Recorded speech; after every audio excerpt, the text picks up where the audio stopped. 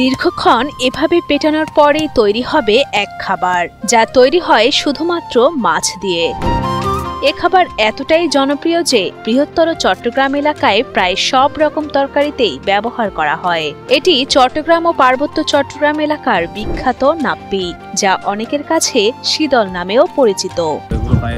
পরিষ্কার করে মহিলাদেরকে নিয়ে সবগুলো বাইসা ছাতা মাথা মনে করেন ময়লা আবর্জনা যা আছে তা আমরা বাইসা নিয়ে ফেলি, নিয়ে তারপরে শুকাতে দিই। শুকানোর পরে বিকালবেলা আমরা এভাবে শীতলগুলো এভাবে তৈরি করি আর কি। কক্সবাজারের উপকূল জুড়ে নাপ্পি ও শীতল তৈরির এমন চিত্র নিত্যদিনের। সকাল সন্ধ্যা নাপ্পি তৈরির ব্যস্ততায় মুখর থাকে নাজিরার টেক, চৌফলদণ্ডি, খুরুশকুল, মহেশখালী ও টেকনাফ উপকূলের বিভিন্ন শুটকি পল্লী। এই সময় শ্রমিকরা সকাল থেকে সন্ধ্যা পর্যন্ত ব্যস্ত থাকেন বিভিন্ন ধাপের কাজে। ছোট চিংড়িটা আমরা এখানে আনিয়া কিছু লবণ দিয়া শুকাইতে দিয়া এখানে ময়লা আবর্জনা যেটা থাকে এটা আমরা বাইসা মহিলাদেরকে নিয়ে বাইসা এটা আমরা শুকাইয়া সাধারণত নাপ্পি তৈরির মৌসুম অক্টোবর থেকে এপ্রিল পর্যন্ত।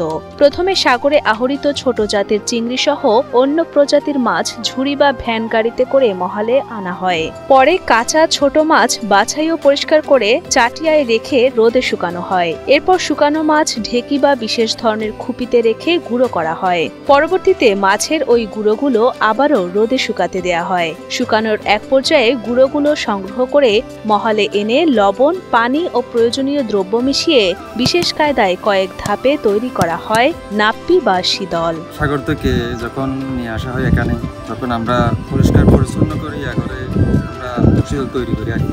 এটা তৈরি করার পর এখানে বিভিন্ন ধরনের পার্টি আসে, ধরুন রাঙামাটি কাকড়াছড়ি থেকে পার্টি এখানে আসে।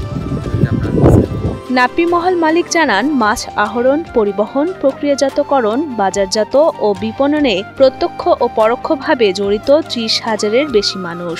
আগে পুরোপুরি সনাতন পদ্ধতিতে তৈরি করা হলেও পরবর্তীতে মৎস্য কর্মকর্তাদের পরামর্শে কিছুটা স্বাস্থ্যসম্মতভাবে উৎপাদন শুরু হয়েছে।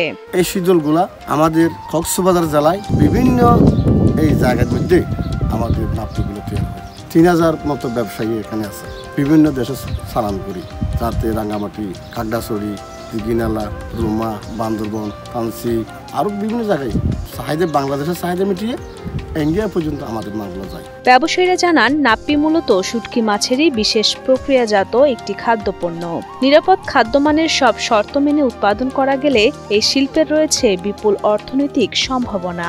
সরকার যদি এখানে নজর দেয়, এটাকে যদি আরো আধুনিকায়ন করে, এটার থেকে কোটি কোটি টাকা সরকার রাজস্ব আদায় করতে পারবে বলে আমার মনে হয়।